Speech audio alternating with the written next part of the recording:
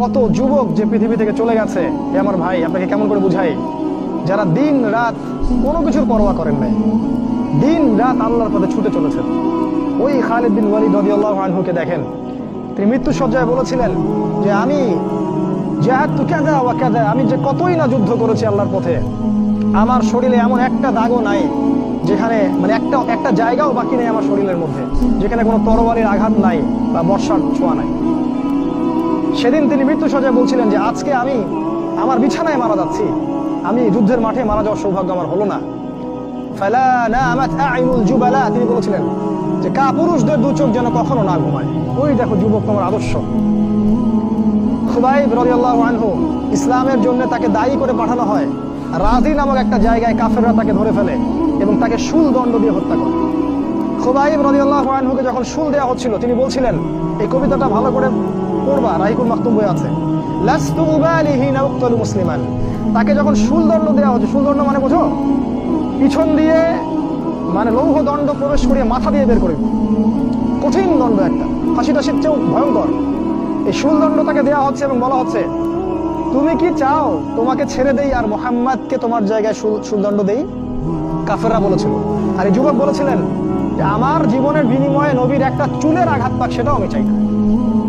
দোয়া করছে, আল্লাহ আমার মৃত্যুর সংবাদটা নবীকে পৌঁছে দিও। আল্লাহ পাক সেটা পৌঁছে দিলেন। রাসূল মদিনা থেকে খবর পেয়ে গেলেন যে খুবাইবকে হত্যা করা হয়েছে। তখন কবিতা আবৃত্তি করছিলেন যে লাস্তু উবালিহি হিনা উক্তালু মুসলিমান, আমি কোনো পরোয়াই করি না যখন আমাকে মুসলিম হিসেবে হত্যা করা হচ্ছে। আলাই জামিন কানা লিল্লাহি মাসরাই, আমাকে যেদিকেই পাশ ফেরানো হোক না কেন সেটা আল্লাহর জন্যই। ওয়াযালিকাল ইলাহু ওয়া ইয়াশা, এবং তিনি হচ্ছেন এমন ইলাহ যিনি যদি চান ইউবারিক আলা ফি কুল্লি শিলউইন মিমাসা, তাহলে তিনি প্রত্যেকটা আমার গোশত টুকরা হাড্ডির মধ্যে বরকত দিতে পারবেন। এই কবিতা বলতে বলতে তার জান চলে যায়। এই যে তোমার আদর্শ, কখনো ভেবেছো তাদেরকে নিয়ে? তারা তোমাদের সুপার হিরো। আজকে ফ্যান্টাসির জগতে সুপার হিরো খুঁজে বেড়াও তোমরা। রাসূলের আদর্শ গ্রহণ করার সৌভাগ্য হলো না, খালিদ বিন ওয়ালিদকে দেখতে পারলে না। ওমর ইবনুল খাত্তাব এমন বীর যার সামনে 10-15 জন কিছুই না, তরোয়াল নিয়ে বের হয়েছেন নবীকে হত্যা করবে। প্রতিমধ্যে শুনলেন কি তার বোন ভগ্নিপতি ইসলাম কবুল করেছে, চললেন বোন আর ভগ্নিপতিকে আগে মারবো তারপর নবীকে। সেখানে গিয়ে শুনলেন কোরআন তেলাওয়াত করা হচ্ছে, কান লাগিয়ে শুনলেন কি তেলাওয়াত করা হচ্ছে। জিজ্ঞাসা করলেন কি তেলাওয়াত করছো, তারা বললো যে আমরা কিছুই তেলাওয়াত করছিলাম না। তিনি মারধর শুরু করলেন, এক পর্যায়ে একটা কাগজ বের হয়ে আসে, ওই যে নুসখা, সেখানে লেখা ছিল সূরা তাহা।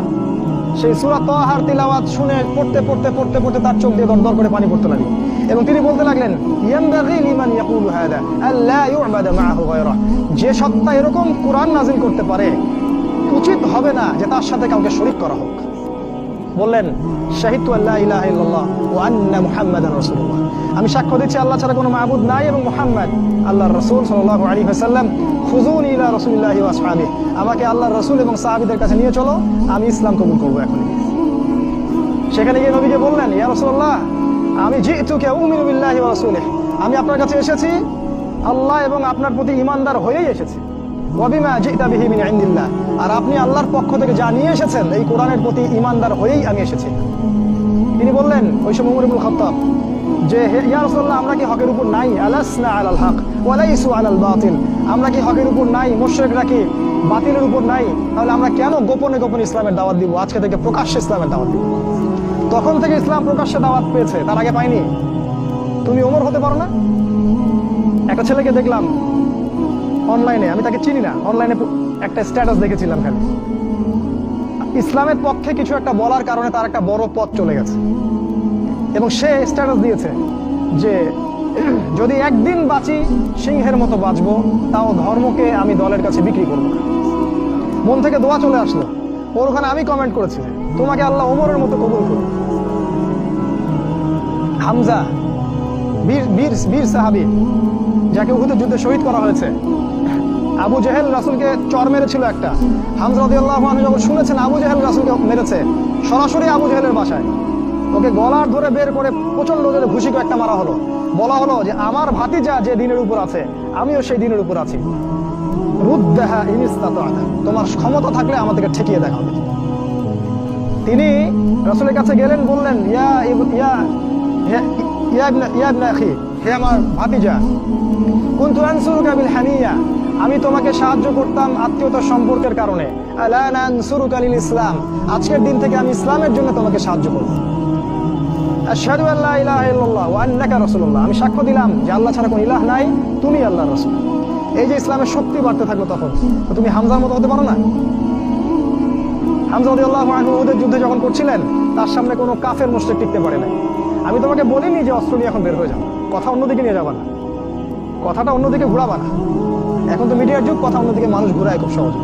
আমি বলেছি তোমার এই চেতনাটা নাই, তুমি হামজার মতো চেতনা ধারণ করতে পারো না, উমরের মতো চেতনা ধারণ করতে পারো না। অসংখ্য সাহাবী ছিলেন এরকম। মুসআব বিন উমাইর এত ধনী সাহাবী ছিলেন, যার আতরের খুশবু ছিল আরবের সবচেয়ে দামি আতরের খুশবু। ইসলাম কবুল করে সব ছেড়ে দিলেন, এক পোশাকে তাকে কবর দেওয়া হয়েছে উহুদের মাঠে। মানে তাকে যখন শহীদ করা হয়, তার দেহের মধ্যে এতগুলো তরবারির দাগ ছিল, তুমি কল্পনাও করতে পারো। এই সাহাবীকে রাসূল সাল্লাল্লাহু আলাইহি ওয়াসাল্লাম যখন দাফন করলেন, তাকে দাফন করার জন্য কোনো কাফন পাওয়া যাচ্ছিল না, ঘাস দিয়ে তাকে দাফন করা হয়েছে। এই হলো মুসআব বিন উমাইর রাদিয়াল্লাহু আনহু। কত সাহাবী চলে গেছেন এমন দুনিয়া থেকে, কত বীর যোদ্ধা চলে গেলেন পৃথিবী থেকে। আজ পর্যন্ত তোমাদের এই আদর্শগুলো তোমরা অর্জন করতে পারলে না, তবে এখনো সেই পশ্চিমা সভ্যতার গোলক ধারায় পড়ে আছে। ওই ইহুদি, ওই খ্রিস্টান, ওই দাজ্জালের অনুসারীরা যা শেখাচ্ছে তাই শিখছো, যা গিলাচ্ছে তাই গিলছো, মিডিয়ায় যা দেখছো তাই বিশ্বাস করছো। আল্লাহ পাক তোমাদের সবাইকে যেন ইসলামের দিকে হেদায়েত দান করেন, ফিরিয়ে নিয়ে আসেন। আল্লাহ আমিন। কয়েকটা পয়েন্ট খালি আকারে বলছি, কি করবা তুমি এখন।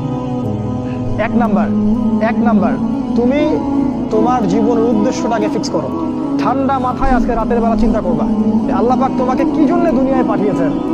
একটু চিন্তা করবা, 1 মিনিট একটু চিন্তা করবা যে তুমি পৃথিবীতে নাই, তুমি পৃথিবীতে নাই, তুমি মারা গেছো। চিন্তা করবা তুমি মারা গেছো। এরপর চিন্তা করবা তুমি যে মারা গেছো, পৃথিবীর কারো কোনো সমস্যা হচ্ছে কিনা। তুমি যে মারা গেছো, পৃথিবী কি থেমে আছে? তোমার পরিবার থেমে থাকবে? তোমার শিক্ষা, তোমার বন্ধু বান্ধব, তোমার আত্মীয়স্বজন কেউ থেমে থাকবে? কেউ থেমে থাকবে না। তুমি পৃথিবীতে থাকো বা না থাকো, কারো কিছু আসে যাবে না। আল্লাহ পাক তোমাকে যে পৃথিবীতে রেখেছেন, একটা সুযোগ খালি দিয়েছেন, এটা তুমি আল্লাহর দ্বীনের জন্য কিছু করতে পারো। এটাই আল্লাহ তোমার কাছে চান, আর কিচ্ছু চান না। আর কিচ্ছু আল্লাহ তোমার কাছে চান না। আল্লাহ চান তুমি একজন ভালো মানুষ হও, ভালো মুসলিম হও, এবং দ্বীনের জন্য কিছু খেদমত করে পৃথিবী থেকে বিদায় নাও। এই দিন তুমি ছাড়াও বিজয়ী হবে ইনশাআল্লাহ। তুমি থাকো বা না থাকো, এই দিন কিন্তু বিজয়ী হবেই। হয় তোমাকে নিয়ে হবে, অথবা তোমাকে ছাড়াই হবে। জীবনের উদ্দেশ্য ফিক্স করো। জীবনের উদ্দেশ্য একটাই, জান্নাত। জান্নাত পাওয়ার জন্য যা করা দরকার তাই করতে হবে। কোরআন হাদিস মেনে চলা থেকে শুরু করে আমল করা, আদব আখলাক সবকিছু এর মধ্যে চলে আসবে ইনশাআল্লাহ। আল্লাহ পাক তোমাকে পথ দেখাবেন। আগে তুমি জীবনের উদ্দেশ্য ফিক্স করো। একটা কথা বলি, সবাই তোমাদেরকে বলবে জীবনে সফল হতে হবে। অনেক কথা আমি বলছি আমার ব্যক্তিগত অভিজ্ঞতা থেকেই বলছি। আল্লাহ পাক আলহামদুলিল্লাহ, ফার্স্ট সেকেন্ড ছাড়া রেজাল্ট আমাদের হতো না।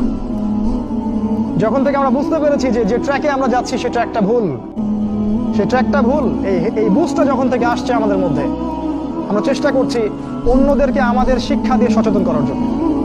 আমরাও ভুল করেছি, ভুলের উপর ভুল করেছি। আল্লাহ পাক যেন মাফ করেন। আল্লাহ। সাফল্যের সংজ্ঞা শেখানো হতো আমাদেরকে পরিবার থেকে। সফল হতে হবে বাবা, নিজের পায়ে দাঁড়াতে হবে, বাবাকে দেখতে হবে, মাকে দেখতে হবে, অমুক তমুক ইত্যাদি ইত্যাদি।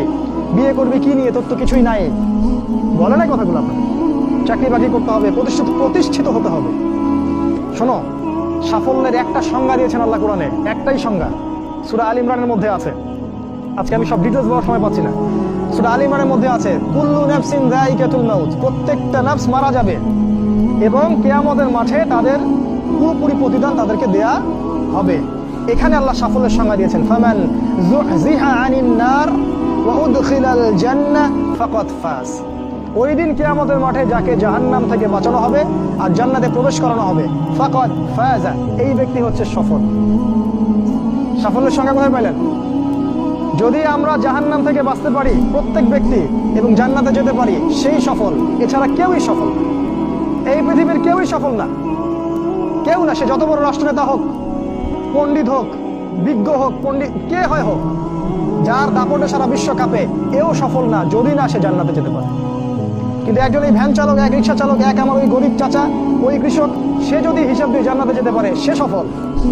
তিনি সফল, তিনি আল্লাহর কাছে পছন্দের বান্দা। অতএব জীবনের উদ্দেশ্যটাকে ঠিক করে ফেলো, এটা প্রথম কাজ। দ্বিতীয় কাজ, তোমাকে জ্ঞান অর্জন করতে হবে। দ্বিতীয় কাজ, কিসের জ্ঞান অর্জন করবে? যে জ্ঞান তোমাকে আল্লাহর দিকে নিয়ে আসবে সেই জ্ঞান অর্জন করতে হবে। কোন কোন সাবজেক্ট পড়তে হবে তোমাকে প্রথমত কোরআন পড়তে হবে, তেলাওয়াত করা শিখবে, অর্থ জানবে, আরবি ভাষা শেখার চেষ্টা করো, কোরআনের আদেশ মানো, নিষেধগুলো ছেড়ে দাও এবং কোরআনের দাওয়াত মানুষের কাছে পৌঁছে দাও। কোরআনের দাওয়াত মানুষের কাছে পৌঁছে দাও এবং কোরআনের বিধান বাস্তবায়নের জন্য আল্লাহর পথে চেষ্টা করো। আর কি সাবজেক্ট পড়তে হবে তোমাকে? হাদিস পড়তে হবে, রাসূলের হাদিস, অসংখ্য হাদিস, এগুলো পড়তে হবে তোমাকে। আর কি পড়বে? ইসলামের ইতিহাস তোমাকে পড়তে হবে। ইসলামের ইতিহাস জানবে না তাহলে হীনমন্য জাতি হবে। তুমি জানবেই না তোমার এই বাপ দাদারা ছিল সিংহ পুরুষ, তুমি এটা জানবেই না। তোমার শেকড় যে এত সিংহ পুরুষ দিয়ে ভর্তি, এটা তুমি জানোই না। এই জন্য হীনমন্যতায় ভোগো, মনে হয় যে আমাদের কেউ নাই, আমরা এতিম। জি না, আমরা এই বিশ্ব শাসন করেছি 100 বছর আগেও। 100 বছর আগেও এই পুরো বিশ্ব আমাদের হাতে ছিল। এখন যা দেখছো এরকম অতীত এরকম ছিল না। একটা ওমরের হুঙ্কারে সারা বিশ্ব কেঁপে যাইতো। এক আলী রাদিয়াল্লাহু আনহু যদি জিহাদের মাঠে হুঙ্কার দিতেন, সমস্ত কাফেরের হৃদয় একদম দরদর করে কাঁপতে থাকতো। আমাদের সিংহ পুরুষ বাবারা দাদারা এরকম ছিলেন। আমরা এত হীনমন্য জাতি ছিলাম না। আজকে আমরা আমাদের পরিচয় ভুলে গেছি। ইতিহাস পড়তে হবে তোমাকে। আর কি পড়তে হবে? ইসলামের অর্থনীতি পড়বে। অর্থনীতি জানো না, তুমি হালাল হারাম বুঝতে পারবে না। ওরা তোমার সাথে প্রতারণা করে এমন হারাম ঢুকিয়ে দিবে তুমি বুঝতেই পারবে না এটা হারাম ছিল। ইকোনমিক্স পড়তে হবে, খুব ইম্পর্টেন্ট সাবজেক্ট এই জামানার জন্য। আর কি পড়তে? পলিটিক্যাল সায়েন্স, এই বিশ্ব রাজনীতি সম্পর্কে পড়াশোনা করবে, এটা গুরুত্বপূর্ণ সাবজেক্ট। এছাড়া জেনারেল লাইনে যে পড়াশোনাগুলো করছো এগুলো ভালো, আমি এগুলো করতে নিষেধ করিনি। আমি বলেছি এগুলোর শিকড়টা হবে ইসলামিক। তুমি ডাক্তার হওয়ার, ইঞ্জিনিয়ার হওয়ার, কি হও, এটাতে আমাদের কোনো আপত্তি নাই। শিকড়টা হতে হবে ইসলামিক, কোরআন এবং সুন্নাহ ভিত্তিক। আর একটা সাবজেক্ট পড়বে ফিকহ। ফিকহ যদি না পড়ো তাহলে কি হবে জানো? তাহলে নফল মুস্তাহাব আমলগুলো নিয়ে মারামারি কাটাকাটি করে ফরজ ঐক্য নষ্ট করে ফেলবা। এখন তো দেখো না যে অল্প কিছু পড়াশোনা করে, 2 পাতা পড়াশোনা করে দায়ী হয়ে গেছে একেবারে। কোরআনটা ঠিক মতো পড়তে পারে না, কোরআনটা রিডিং ঠিক মতো পড়তে পারে না, বড় বড় ফতোয়া দিয়ে বেড়াচ্ছে, ওইটা হালাল, ওইটা হারাম, ওইটা অমুকের এই নাই, অমুকের সেই নাই। হচ্ছে না এটা ফিকহ না জানার কারণে হচ্ছে। ফিকহের বুঝ কঠিন বুঝ, গভীর বুঝ। এই জন্য ইমাম আবু হানিফা থেকে শুরু করে যত ফকিহ ছিলেন সবাইকে ভক্তি, শ্রদ্ধা, সম্মান করতে শিখো। ফিকহটা অনেক কঠিন একটা জিনিস। আমরা তো এখানে সমালোচনা বেশি করতে চাই, এটা ঠিক না। এই ফিকহের জ্ঞান না থাকলে তুমি কোনটা ফরজ, কোনটাকে বেশি গুরুত্ব দেওয়া লাগবে, কোনটা নফল, কোনটাকে মুস্তাহাব, কোনটা ওয়াজিব পর্যায়ের, কোনটা সুন্নতে মুআক্কাদা, কোনটা কি, সব বুঝতে পারবে না। আর না বুঝতে পারলে তুমি কি করবা? যে বিষয়ে ছাড় দেওয়া যেত সেটাকে ছাড় না দিয়ে তুমি বড় বড় জিনিসগুলোকে ভেঙে ফেলবে। খেয়াল করে দেখবেন, ছোট ছোট মাসআলাগুলোকে নিয়ে, যেগুলো ইখতিলাফি মাসআলা, যেগুলো নিয়ে সাহাবায়ে কেরামদের মধ্যে দ্বিমত ছিল, এগুলোকে নিয়ে বাংলাদেশের শত শত দল হয়ে গেছে। হয় নাই? কোন দল কি বলেছে আল্লাহ নাই? কোন দল বলে যে রাসূল নাই, কোরআন নাই, আমাদের কিবলা আলাদা, এটা বলে? সবার আল্লাহ এক, রাসূল এক, কিবলা এক, কোরআন এক, সুন্নাহ এক, সব এক। তাহলে এতগুলো দল কেন হলো? ওই যে সংকীর্ণ মানসিকতা এবং এই ফিকহের বুঝ না থাকার কারণে হয়েছে। তাই ফিকহটা পড়বে, না হলে তোমার দ্বারা উপকার না হয় উম্মার ক্ষতি হয়ে যাবে। আর 2-1টা সাবজেক্ট বলছি। জিওপলিটিক্স, ভূ রাজনৈতিক প্রেক্ষাপটটা পড়তে হবে তোমাকে। এর সাথে একটা সাবজেক্ট অবশ্যই পড়বে রাসূলুল্লাহ সাল্লাল্লাহু আলাইহি ওয়াসাল্লামের জীবনী। এই কয়েকটা সাবজেক্ট পড়তে পারো, শেষ জামানায় ইনশাআল্লাহ আল্লাহ পাক তোমার হাতে পতাকা দিবেন এবং তুমি আল্লাহর দ্বীনের পতাকা বহন করবে ইনশাআল্লাহ। জ্ঞান নাই, কিচ্ছু করতে পারবে না। যদি তুমি জ্ঞান অর্জন করতে না পারো, তুমি বাতিলের মোকাবেলা করতে পারবে না। এখনকার যুদ্ধটা অস্ত্রের যুদ্ধ না, এখনকার যুদ্ধ জ্ঞানের যুদ্ধ। তুমি ওদের সাথে অস্ত্রের যুদ্ধ করে পারবে না। এখনকার যুদ্ধটা জ্ঞানের যুদ্ধ। ওটাও আসবে সামনে, যখন ইমামুল মাহদী আসবেন, সারা বিশ্ব জুড়ে মালহামা শুরু হবে, তখন মহাযুদ্ধ। এই ফিজিক্যাল স্ট্রেংথ নিয়ে, মেন্টাল স্ট্রেংথ নিয়ে, ইমানের স্ট্রেংথ নিয়ে পারবে না। জ্ঞান অর্জন করো, কারণ রাসূল সাল্লাল্লাহু আলাইহি ওয়াসাল্লামকে প্রথম আল্লাহ আদেশ করেছেন ইকরা, পড়ুন। জ্ঞান নাই, সমাজ সংস্কার করতে পারবে না। এটা 2। 3 নাম্বার হচ্ছে জ্ঞান অনুযায়ী আমল করতে শেখো। দ্রুত যতটুকু জানলা আমল করতে শেখো। আগামীকালের জন্য ফেলে রাখবে না। আজকে যা শিখেছো আজকে আমল করো। রাসূলের সুন্নাহগুলোকে গুরুত্ব দিয়ে করো। যেখানে ইসলাম প্রশস্ততা দিয়েছে সেখানে প্রশস্ততা প্রদর্শন করো, যেখানে প্রশস্ততা নাই সেখানে ওটাই মেনে চলো। ইসলাম একটা প্রশস্ত রিলিজিয়ন, এখানে অনেক কিছু প্রশস্ততা আছে। সেই প্রশস্ত ইসলাম ফলো করো, আমলগুলো করো। প্রতিদিন 5 ওয়াক্ত সালাত মসজিদে জামাতের সাথে পড়তে হবে। যখন তুমি রমাদান মাস পাবে, সওম রাখতে হবে। যাকাতের সম্পদ আসলে যাকাত দিবে। মানুষের সাথে ভালো আচরণ করতে শিখো, উম্মাহকে ঐক্যবদ্ধ করতে শিখো। কোরআনের জ্ঞান অর্জন করো, সুন্নাহর জ্ঞান অর্জন করো। এবং জানা অনুযায়ী আমল করে তুমি তোমার নিজের ভিতরে একটা পরিবর্তন নিয়ে আসো, পবিত্র হওয়ার চেষ্টা করো, সব পাপ থেকে তওবা করে ফিরে আসো, রাসূলের সুন্নাহগুলোকে গুরুত্ব দাও। এ টু জেড, বাথরুমে যাওয়া থেকে শুরু করে তোমার জীবনের প্রতিটা ক্ষেত্রে নবীজির সুন্নাহগুলোকে তোমার উপর বাস্তবায়ন করো। নিজের উপর সুন্নাহ নাই, তুমি সমাজের সুন্নাহ বাস্তবায়ন করতে পারবে না। 3 নাম্বার। 4 নাম্বার, আদর্শ পরিবার গড়ে তোলো। আদর্শ পরিবার গড়ে তোলার জন্য তোমাকে তাড়াতাড়ি বিয়ে করতে হবে। তোমার সামর্থ্য আছে, শারীরিক মানসিক সামর্থ্য আছে, রুজির একটা ব্যবস্থা আছে, বিয়ে করে ফেলো, দেরি করবে না। বিয়ে করে ফেলো, দেরি করবে না। আমি বলছি অবশ্যই অবশ্যই তোমার শারীরিক সামর্থ্য থাকতে হবে, মানসিক সামর্থ্য থাকতে হবে, অর্থনৈতিক সামর্থ্য থাকতে হবে, একটা মেয়ের রেসপন্সিবিলিটি নেওয়ার সামর্থ্য থাকতে হবে। সামর্থ্য হয়ে গেলেই তুমি বিয়ে করে ফেলো, আর কোনো দিকে দেখার দরকার নাই। এমনকি তোমার যদি একাধিক বিয়ে করার সামর্থ্য থাকে সেটাও তোমাকে করতে হবে। যার একাধিক বিয়ে করার সামর্থ্য আছে সে যদি না করে সেটাই তার জন্য গুনার কাজ। জি, এই কথাগুলো বলার সাহস পায় না অনেকে, এই কথাগুলো বলার সাহস হয় না, আলেমদেরই হয় না। 2টা বিয়ে করলে মানুষ আবার কি মনে করবে, আমার মনে হয় চরিত্রের সমস্যা, ইত্যাদি ইত্যাদি। আরে বোকা, তাহলে কোরআনের মধ্যে 4টা বিয়ের কথা আসলো কেন? আল্লাহ পাক এমনি এমনি আয়াত নাযিল করলেন নাকি? আল্লাহ পাক খুব ভালো করে জানেন ছেলেদের চেয়ে মেয়েদের সংখ্যা বেশি হবে, অনেক ছেলে মারা যাবে, মেয়েরা সমাজে বেঁচে থাকবে। কত অসংখ্য এতিম মেয়ে সমাজে পড়ে আছে, অসংখ্য বিধবা মেয়ে সমাজে পড়ে আছে। ওদের দায়িত্ব নিতে হবে না? কে নিবে ওদের দায়িত্ব? ছেলেরা দায়িত্ব না নেয় কে দায়িত্ব নিবে? ওই মেয়েগুলা কি সমাজের প্রজাপতি হয়ে থাকবে? ওরা কি পতিতালয়ের সম্পত্তি হবে? ওদের অধিকার নাই?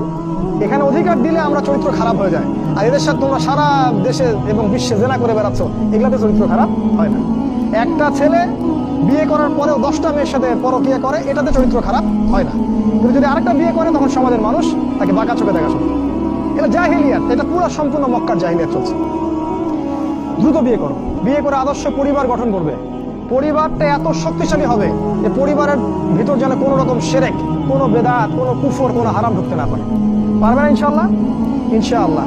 5 নাম্বার, তোমার সন্তানদেরকে মানুষ করে যাও। কালকে তুমি থাকবে না, তোমার সন্তানরা বেঁচে থাকবে। এক একটা সন্তান, এই যে বাচ্চাগুলোকে এমন ভাবে বড় করতে হবে যাতে এরা আগামী দিনের ওমর হয়, আগামী দিনের হামজা হয়, আগামী দিনের খালিদ বিন ওয়ালিদ রাদিয়াল্লাহু আনহু হতে পারে ইনশাআল্লাহ। নিজে কি করেছি, সারা জীবন বৃথা চলে গেল। নিজের সাথে যা হয়েছে হয়েছে, বাচ্চাদের সাথে আর রিস্ক নেবেন না। বাচ্চাদেরকে ধ্বংস করবেন না আল্লাহর রাস্তায়। ওদেরকে আল্লাহর পথে দিয়ে দিন, দিন শেখান, কোরআন শেখান, হাদিস শেখান, ডিনামাইট করে গড়ে তুলেন। 7 নাম্বার, হালাল রিজিক অন্বেষণ করো তোমরা। রিজিকটা যত ছোট পেশা হোক না কেন, যদি হালাল হয় অবশ্যই সেটাই উত্তম। আর যত বড় পেশা হোক না কেন, যদি হারাম হয় সেটা তোমার জন্য জাহান্নামে যাওয়ার কারণ হবে। অনেক বড় পদ আছে কিন্তু সেখানে ঘুষ আছে, সুদ আছে, প্রতারণা আছে, সেখানে যাবে না। আল্লাহর ওয়াস্তে সেখান থেকে দূরে থাকো। আর তুমি যদি কৃষক হয়ে থাকো, তোমার রুজির মধ্যে হালাল থাকে, তুমি কৃষি কাজ করেই সংসার চালাও, কোনো সমস্যা নেই ভাই, কোনো সমস্যা নাই। লজ্জার কিছু নাই, অপমানের কিছু নাই। তুমি আল্লাহর কাছে প্রিয় বান্দা। আল্লাহ পাক বলেছেন, ইন্নাল্লাহা তাইয়্যিব লা ইয়াকবালু ইল্লা তাইয়্যিব। আল্লাহ পাক পবিত্র, পবিত্র রিজিক ছাড়া তিনি গ্রহণ করেন না। সারা জীবনের ইবাদত কবুল হবে না যদি আপনার রিজিকের মধ্যে হারাম থাকে। কিচ্ছু করার নাই, নবীর কথা পাল্টাতে পারবেন না।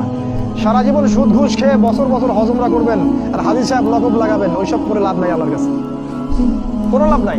ওইরকম হজ আবু জেহেলও করতো, আবু জেহেল হজ করতে ওরকম। ওইসব হজ উমরা আল্লাহ পাকের কাছে দেখায় লাভ নাই। রিজিক হতে হবে পিওর, পরিশুদ্ধ, যেটা খুব ডিফিকাল্ট।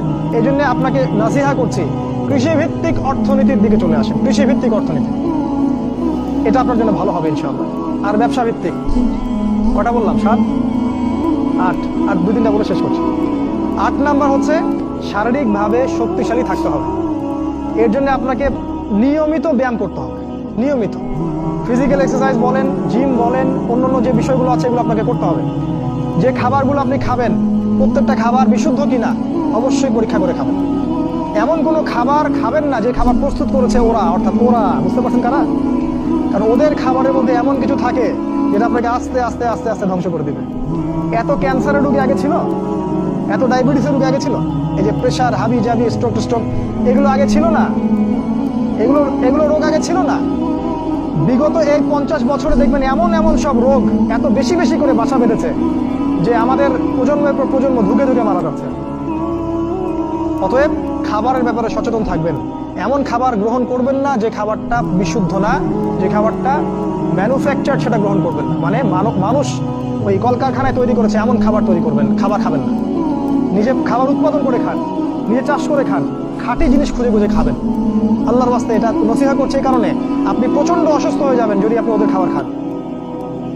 আজকে বুঝতে পারবেন না, যখন হবেন তখন আমার কথা বুঝতে পারবেন। এটা কত বলো? 8, 9 নাম্বার মুসলিম উম্মাহ। আর দুটো বলে শেষ করি। 9 নাম্বার হচ্ছে মুসলিম উম্মার মাঝে এই যে বিভক্তি চলছে, আপনি বিভক্তিটাকে দূর করে একটা জায়গায় নিয়ে আসার চেষ্টা করেন। কিভাবে করবেন? নতুন একটা দল খুলতে হবে না। আপনি যদি একটা প্রতিষ্ঠান করে থাকেন, একটা ফাউন্ডেশন করে থাকেন, একটা সংগঠন করে থাকেন, যেটাই করে থাকেন, আপনি যদি এতটুকু নসিহা গ্রহণ করেন যে হ্যাঁ, এই শততা বিভক্ত এই উম্মার প্রত্যেকেই আমার ভাই, সে যে মাযহাবই হোক আর যে তরিকাই হোক, সে আমার ভাই, সেও মুসলিম আমিও মুসলিম, তার সাথে আমার কিছু বিষয় হয়তো দ্বিমত আছে, কিন্তু এই না, তার মানে এই না যে সে কাফের আর আমি মুশরিক, সে কাফের আর আমি মুসলিম, এমন নয়। প্রত্যেকেই আমার ভাই। প্রত্যেকটা দলের মধ্যে যদি ভালো ভালো কিছু পান, সেই ভালোটুকু আপনি গ্রহণ করেন। আপনি দেখবেন প্রতিটা দলের মধ্যেই ভালো না কিছু আছে, আছে না? নাকি নাই? সবই খারাপ? প্রত্যেকটা ইসলামপন্থী দলের মধ্যেই ভালো কিছু না কিছু অবশ্যই আছে। সেই ভালোটাকে আপনি নিয়ে নেন, ব্যাস হয়ে গেল। আর প্রতিটা ইসলামপন্থী দলের মধ্যে দেখবেন কিছু না কিছু বিতর্কিত বিষয় আছেই। নাকি সব 100% পারফেক্ট? আছেই। ওগুলোকে আপনি ছেড়ে দেন, দিয়ে আপনি সবাইকে নিয়ে বসার চেষ্টা করেন। যেটাই করবেন সবাইকে নিয়ে করার চেষ্টা করেন। হ্যাঁ, এখানে মতবিরোধপূর্ণ যে মাসআলাগুলো আছে, এখানে আপনি উদারতা প্রদর্শন করুন। ফিকহের ব্যাপারে উদারতা প্রদর্শন করুন, আকীদার ব্যাপারে আপনি স্ট্রং থাকেন। ব্যাস এভাবে আপনি উম্মার মধ্যে একটা ঐক্য আনতে পারবেন ইনশাআল্লাহ। আর এই উম্মার ঐক্য যদি না থাকে, তাহলে আগামী দিনগুলোতে এই উম্মাকে বাঁচাতে পারবে না কেউ না। এই উম্মার ঐক্য যদি ধ্বংস হয়ে যায়, যেটা হয়ে গেছে প্রায়, এই অবস্থা যদি চলতে থাকে আগামী 10 বছর, এই উম্মার ধ্বংস কেউ ঠেকাতে পারবে না ইল্লা মাশাআল্লাহ। খুবই কনসিয়াস থাকেন, এটা ফরজ জিনিস। ওয়া'তাসিমু বিহাবলিল্লাহি জামিআ, আল্লাহ পাক বলেছেন আল্লাহর রজ্জু একসাথে শক্ত করে ধরো, এটা আল্লাহর আদেশ। আর যেটা আল্লাহর আদেশ সেটা ফরজ। আপনার জোরে আমিন বলা ফরজ নয়, পায়ে পা লাগানো ফরজ নয়, রফুল ইয়াদাইন করা ফরজ নয়, আপনারা যে আরো জিকিরের তরিকাগুলো বের করেছেন এগুলো ফরজ নয়। এগুলো গুরুত্বপূর্ণ হতে পারে, সুন্নাহ, ফরজ নয়। ওয়া'তাসিমু এটা ফরজ। আল্লাহর রজ্জু শক্ত করে একসাথে ধরে থাকো, এটা ফরজ। আপনি ফরজটাকে ছেড়ে দিয়ে সুন্নাহ ধরতে পারেন না। যদি ধরেন তাহলে আপনার নির্বোধ, আপনি বোঝেন না যে কোনটাকে বেশি গুরুত্ব দিতে হবে। অতএব উম্মার ঐক্যের জন্য কাজ করুন। যারা ঐক্যের জন্য কাজ করছে ওদেরকে সহযোগিতা করুন। আপনার সময় থাকলে সময় দেন, মেধা থাকলে মেধা দেন, অর্থ থাকলে অর্থ দেন, অথবা দোয়া করে সহযোগিতা করুন। যেভাবে পারেন আপনি তাদেরকে সহযোগিতা করুন। লাস্ট আরেকটা হচ্ছে, আপনাকে আল্লাহ পাক যে সময়টুকু দিয়েছেন এই যৌবনের, এই দুনিয়ার জীবনের, আল্লাহর দ্বীনের দাওয়াত আপনি প্রচার করেন। আপনার মধ্যে যতটুকু ইলম কালাম আছে, বাল্লিগু আন্নী ওয়ালাউ আয়া, একটা আয়াতও যদি জানো আমার পক্ষ থেকে প্রচার করে দাও। প্রতিটা দিন আপনি আল্লাহর পথে দাওয়াতের জন্য লেগে পড়েন। ফুল টাইম দায়ী হতে বলছি না আমি, পার্ট টাইম দায়ী হয়ে যান। প্রতিটা দিন কিছু না কিছু সময় আল্লাহর দ্বীনের জন্য ব্যয় করেন।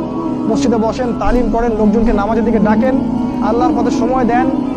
আপনি যারা দ্বীনের পথে কাজ করছে ওদেরকে হেল্প করেন, নিজে দাওয়াতি কাজ করেন, আপনার সেক্টরে দাওয়াতি কাজ করেন, নিজের মধ্যে, নিজের বন্ধু মহলে, পরিবারে, আপনার আত্মীয় স্বজনের মধ্যে দাওয়াত দিতেই থাকেন। শুনুক না শুনুক নাই, কথা বলে নাই, শুনুক বা না শুনুক, আপনি দাওয়াতি কাজ করতেই থাকেন। ইনশাআল্লাহ এই 10টা কাজ যদি আপনারা যুবকরা করতে পারেন, আমি আশাবাদী ইনশাআল্লাহ আগামী দিনগুলোতে আপনিই হবেন ইমামুল মাহদির সৈনিক ইনশাআল্লাহ। আজকে আর লম্বা করছি না। আল্লাহ পাক আমাদের সবাইকে এই 10টা গুণাবলী অর্জন করার তৌফিক দান করুন, এবং আমাদের জীবন এবং আমাদের যৌবনটাকে আল্লাহর পথে ঢেলে দেওয়ার, উৎসর্গ করার তৌফিক আল্লাহ পাক দান করুন।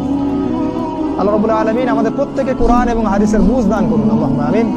আল্লাহ পাক আমাদের সবার আদর্শ পরিবার করে দিন, হালাল রিজিকের ব্যবস্থা করে দিন, আমাদের বিয়েগুলোকে আল্লাহ সহজ করে দিন। আল্লাহ পাক সমাজের সমস্ত জাহেলিয়াত থেকে আমাদেরকে হেফাজত করুন। আল্লাহ পাক আমাদেরকে কোরআন, সুন্নাহ এবং রাসূলের আদর্শ জীবন গড়ার তৌফিক দান করুন। আল্লাহ পাক আমাদেরকে ইসলামের ইতিহাস পড়ার তৌফিক দান করুন, আমাদেরকে ইসলামের বীর সেনানী হওয়ার তৌফিক দান করুন। আমাদের মৃত আত্মীয় স্বজনদেরকে আল্লাহ পাক মাফ করে দিন। যারা অসুস্থ আছে আল্লাহ পাক সবাইকে শেফায়ে কামেলা দান করুন, এবং আমাদের যা কিছু আছে, আমাদের জান, মাল, ইজ্জত, সময়, শ্রম সবকিছু ব্যয় করে আল্লাহর পথে দাওয়াত এবং আল্লাহর জন্য জিহাদ করার তৌফিক আল্লাহ পাক দান করুন। আল্লাহুম্মা আমিন।